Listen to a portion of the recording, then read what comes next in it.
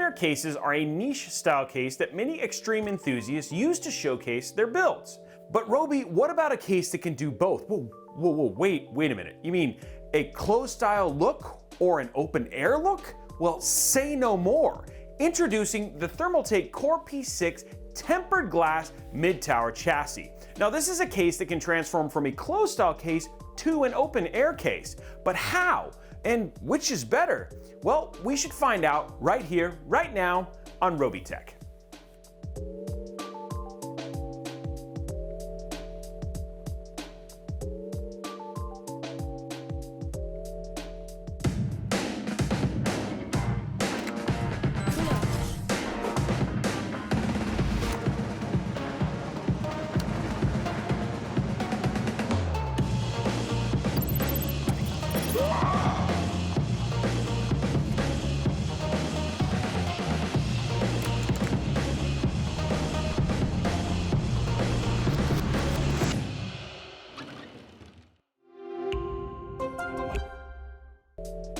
Now when you look at open air cases, you can see things like the Inwind D-frame, which we've built in, or the Cougar Conquer, which you can check out that build for right here, or the Cooler Master frame, yes, someday we'll actually finish it, and the Thermaltake Core P5, which if you've watched Bitwit in any of his streams, you've seen that there as well. Well, Thermaltake is back to follow up on the success of the P5 with their Core P6 case that is both a closed style case and it also transforms into an open air style case with some awesome features, I might add. Now let's look and see what some of those features are. The Thermaltake Core P6 comes in your typical black or white color palette, with both retailing for $229.99. Now this is no surprise here on both color and price, as open air chassis such as the Cooler Master Frame 700 retailing anywhere from $200 to $300 depending on the manufacturers. They all have a tendency to be on the pricier side of your PC cases. Now on the outside of the case, you can see a lot of engineering went into the case. Maybe a little too much over engineering, one might say.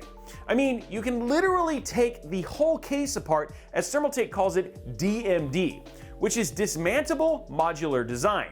This means that every piece of the case comes apart. With the dimensions of the build made from SPCC commercial quality cold rolled steel, it comes in at 565mm by 255mm by 530mm. Now that is just a tad bit bigger than the Corsair 5000D for comparison. It is a hefty case though, coming in at 39.33 pounds with absolutely nothing in it. That's heavy. And the glass being 4mm thick, you can see why this case may weigh as much as it does. Now the heart of the build and design idea is the fact that you can transform this build from a closed style case to an open air case by removing the front and side tempered glass panels. Now, let's talk a little bit about features. For the front I/O, you have USB 3.2 Gen 2 Type-C port, you've got two USB 3 ports, two USB 2 ports, which this can be a blessing or a curse because bye-bye one of two USB headers on the motherboard. You've got one 3.5mm HD audio jack, one 2.5mm mic jack, you've got a power button, and also a reset button. Now these ports are not in your typical location at the top of the front panel. No, they are located on the side near the side panel, which is kind of a neat look. Okay, let's talk about interior specs. Now for your motherboard, you can fit your standard mini ITX, micro ATX, ATX, and get this, CEB motherboards. Whoa, Robey, what is a CEB? Are you making up letters? Are you just throwing letters together? No, I promise, I promise, this is a real thing. This is the Compact Electronics Bay specification. See? It even sounds official. For those of you who don't know, which is probably most of you, this is a standard form factor for dual processor motherboards defined by the Server System Infrastructure, or SSI Forum. And there's like one guy there. Oh, Professor, thank gosh, you finally found my CEB SSI Forum motherboard case that I really needed. Thank you, Professor Ludwig von PC guy. I don't know. By the way, this specification is intended for value servers and workstations based on the Intel Xeon processor. An SSI CEB motherboard is 3.5mm by 267mm, so server boards like your Asus WS X29 Sage CEB board will fit just fine in here. Professor Ludwig von PC Builder, just for you. Now, for your fans and radiator support, there is actually an incredible number of options here. First, let's start with fans. For the front, the top, and the bottom, or just to the right of the motherboard, you can fit up to 3 120mm fans, or you can do 2 140mm fans. Now for radiators, it is a little bit different, so let's break that down a bit. For the front, the top, and just to the right of the motherboard, you can fit either up to a 360mm AIO or up to a 280mm AIO, which is similar to 3 120s or 2 140s, given that's how those work out. For the rear, you can add a 120mm AIO if you want to. Don't know why you would, but maybe. You're weird. For the bottom, and this is where it's different than the fan configuration, you can do up to one 240mm AIO and nothing more. Nothing more. Stop thinking. 360, no. 280, no. 420, no. 560, no.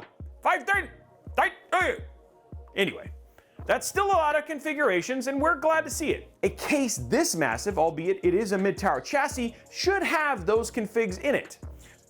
But Robey, what if I want to air cool this? I mean, what can I fit in there? Well, before I answer this, I have to ask you a question.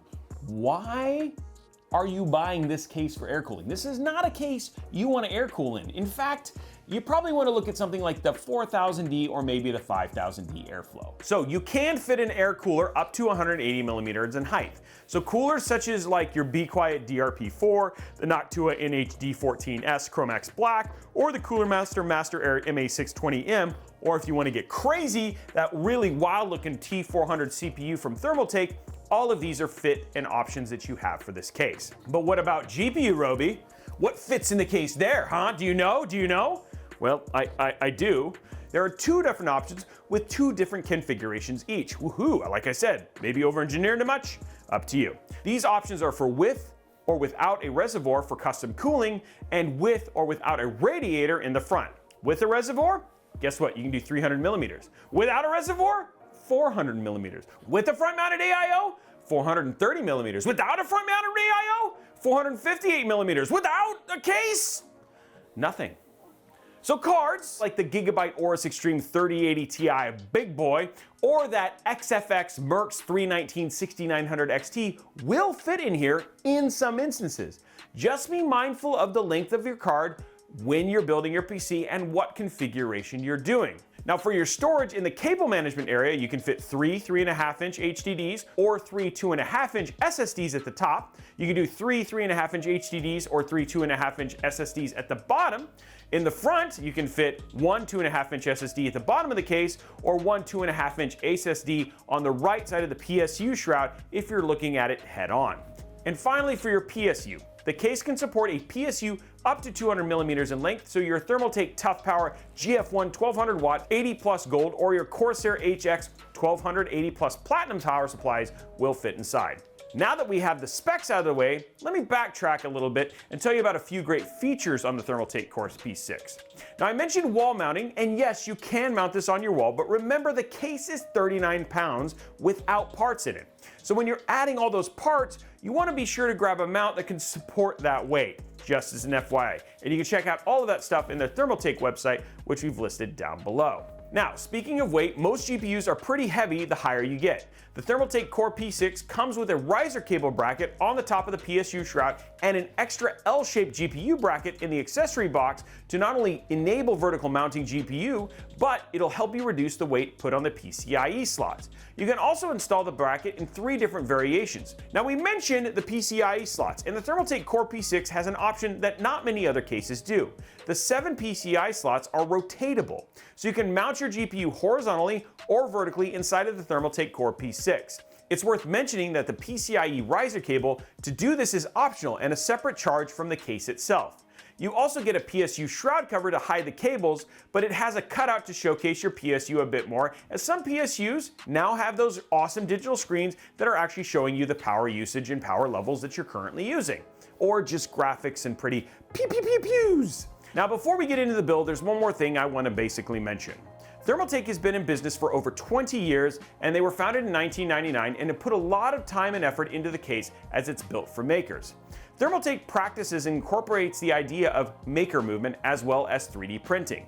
They designed the case so that anyone can create their own mods and print their own ideas by using the available liquid cooling components and manuals without limitations. Make sure to check out their 3D printing accessory website called the 3D Makers microsite right here down below, and look at all the options you have there if you want to customize this case just a little bit more. Just something pretty cool to check out. Anyway, enough about all of that stuff. Let's get into building. Let's talk about what we're putting into it, because we're putting in a pretty crazy PC. Again, all Arctic, the Intel 11900K, Gigabyte Z590 Vision. We're going to be using Corsair Vengeance Pro SL. We're going to be using that WD Black SN750 SE. NZXT Z73 RGB. We're going to be using the Corsair QL. These are QL120s and QL140s. For our GPU, we're going to be using the Gigabyte GeForce RTX 3080 Ti. This Asus ROG Strix 850 watt white edition. So that's our build, guys. Here it is right there. I love these motherboards, and they always look so clean. We're gonna put it in the top slot because it's Gen 4, which is nice. And just like that. There it is. Oh my gosh. Oh, it's so hefty. Oh, there it is. Okay, oh, that's nice. That's quality. I like that. Okay, there's our stuff. This is what holds the tempered glass in the front. See, now I can use that to get this off.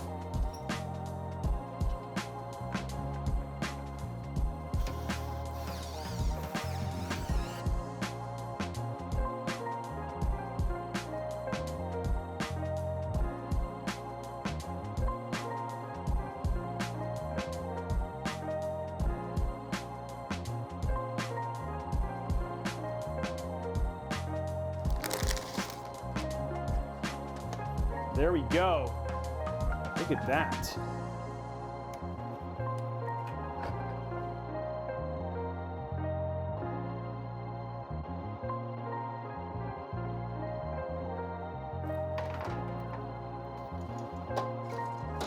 We're gonna put it into mood mode. Okay. It is ready to go. Here it is.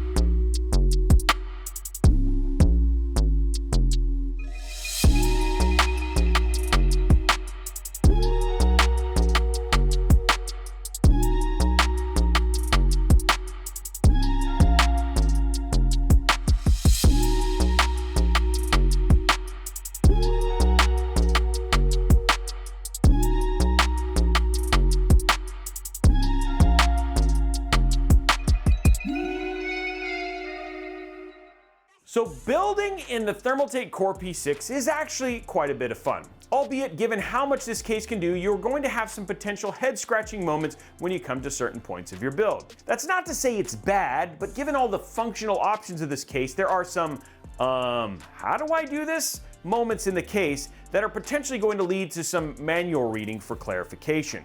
Case in point would be vertical mounting your GPU. It's completely possible, but you have to remove entire section of the case to do it correctly.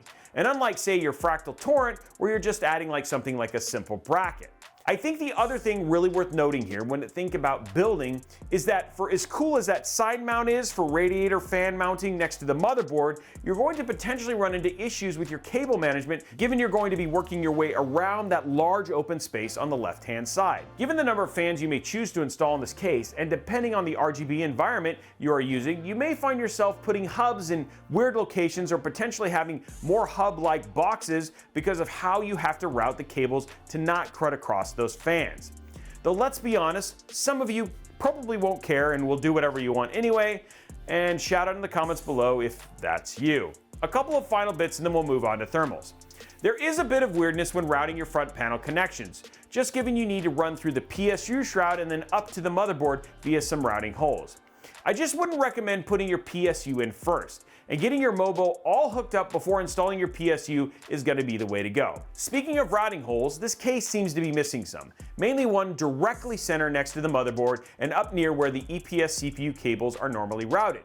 I'm guessing it's for structural reasons, given that you can mount this case on the wall, but if you're an OCD cable management guy like me, it's kind of annoying for some of the runs and makes more cables being showed than I would really like. Now, lastly, and this is just to save you some pain, and I mentioned this a little bit before, the case actually comes with a front panel USB 2, which means one of the two USB 2 headers on your motherboard could be dedicated to connecting that up. A lot of AIOs and mini RGB ecosystems for fans like Corsair and Lee also use USB headers, so ensure you won't potentially need a USB hub like the NZXT one I used in my build, given this could be a potential constraint. All in all, given this case has so many options, these are pretty small prices to pay for that flexibility.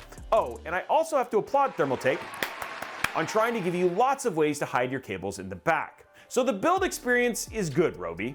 Potentially a little complicated depending on how adventurous I am, Robey, but what about the thermals? Okay, well, let me start off with glass traps heat. And when you put it close together, it's like a death box for GPUs. So thermals in our Thermaltake Core P6 using the Intel 11th Gen i9 11900K and a Gigabyte RTX 3080 Ti being cooled by the NZXT Z73 AIO and 8 Corsair QL120 fans in a slightly positive pressure configuration were as follows. Starting in our idle, everything seemed fine. We were sitting at a nice and cool 30 in our open case scenario and a 2-degree jump to 32 in the closed case scenario. But when we run our stress tests on the CPU, we see it jump to 87, yikes, in the open case scenario and a whopping 100 degrees in the closed case. Yee. Well, now, what is the most interesting thing about our closed case scenario is that in order to run our CPU test for the full length of time, we had to actually physically pull out our GPU because there was so much heat trapped inside the case that it was causing the temps to max out for the GPU and cause it to fail in AIDA 64, which is crazy. To be honest, as many fans as we had in this build, which was 8 by the way, the tempered glass was causing them to essentially starve getting air through the case and more importantly to feed the GPU the way it needed to. Okay, well, CPU thermals kind of sucked. What about GPU thermals? Well, they were better, and when at idle, we were sitting at a nice and moderate 47 in the closed case scenario and a slightly warmer 49 in the open case scenario. Now, when we ran our myriad of GPU benchmarks to stress test and get temperatures up, we saw things pop up to a warm but manageable 67 in the open case scenario and a slightly more toasty 73 in the closed case. So what does this mean? Well, as much as this case is capable of being both closed and open case, I'm not sure I would recommend throwing an uber powerful heat mongering system like this in the closed case configuration like we did here. If you were going to do so, might I recommend more powerful airflow fans to help alleviate that airflow deficiency caused by the too close for comfort temper glass like the Noctua NFA14s or the Fantex T30s. The other option is to run that full open case scenario, which you would see the temps drop significantly given all of our trapped heat and airflow issues have been remediated pretty much at that point. Well, as always, we of course want to give you some benchmarks of how the build we built in this case would run if you wanted to replicate this build in the open case configuration or with different fans in your own PC. First up, it's single-player NVIDIA RTX experiences for this Gigabyte RTX 3080 Ti Vision paired with an Intel 11th Gen 11900K. For Tomb Raider running at 1440p with DLSS on the highest preset, we saw an average frame rate of 166 FPS across the runs we did on the game. For Metro Exodus, also running at 1440p, also with ray tracing on high and DLSS set to balance though, we saw an average FPS of 88.27. That's great. Let's talk about Dirt 5 at 1440p with ultra high graphics settings. We saw an average frame rate of 125.7, which is very solid. Lastly, and rounding out the single player experiences was Borderlands 3 running at the highest graphical preset. We saw an FPS average of 116.92. So pretty much great, no issues whatsoever here. So what about MP games? Well, for Apex Legends running on low visual settings at 1440p, optimizing for competitive gameplay and high FPS, we saw an average frame rate of 163.5 across our multiple game sessions. Great. For Call of Duty Warzone, again, low visual settings, optimizing for competitive at 1440p, we saw 193.8. Also awesome. Finally, for Fortnite, again, not running on a potato, but at 1440p running at low visual settings, we saw a fluid and very high 413.4 FPS, which is like, hey, there you go. So wrap it up, Robey. What are your final thoughts? Well, the case has a lot of potential and opportunity, but it feels like Thermaltake is stuck in the past with its thick, air-starving tempered glass design. I mean, sure, the case looks great, but I'm not sure how much of a fan everyone is of an all show and no go because the thing can't adequately cool itself. Now, if you go more traditionally like the Thermaltake Core P3 and go all open air, then this becomes much less of an issue. But not everyone is a fan of open air cases, and it feels like Thermaltake and this case is trying to recognize that. It feels like there are some things that Thermaltake can do to help continue to have the look they want without sacrificing cooling, like larger gaps or thinner tempered glass that would make this a much easier case to recommend. Again, I'm not saying you shouldn't get this case. It's no Montage Sky 1. But it's more just be leery of some of the issues going in so you can build something that is more suitable for this case given some of its deficiencies. It's very expensive and you can mount it on your wall. And to be honest, the right builds done well in this case look amazing. But it's all surfacey, and depending on your workload and what you're going to be doing with your PC, it could require a lot, which means a lot of heat. And you may want to look elsewhere if this is going to be a potential issue for you. But what are your thoughts on the Thermaltake Core P6? Do you like open air cases? Do you find this kind of modularity appealing? And if so, does the price seem fair? I'd love to know all of that down in the comments below. Now, while you're down there, make sure you slap that subscribe button with that like button and ring that notification bell so you get a notification each and every time we post a new video here live on Robeytech. Also, make sure you check out our amazing community over at discord.gg/Robeytech, whether you want to talk about this case or anything else PC or tech related. Lastly, if you're looking for deals on PC parts and you're looking to build your own PC and you just want to get the cheapest price, check out robeytechdeals.com, where we have deals from Amazon, Best Buy, Newegg, you name it, we've got it, and we try to find the cheapest prices for you. Thanks, Tom. Anyway, guys, I hope you enjoyed this episode, and we look forward to seeing you on the next one.